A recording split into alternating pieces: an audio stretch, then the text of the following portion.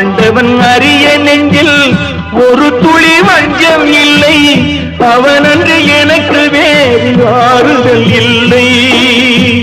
மனிதனம்மா மயங்குகிறேன், தவறுக்கு துணிந்த மனிதன் அழுவதில்லையே, தவறியும் வானம் மண்ணில் விழுவதில்லையே.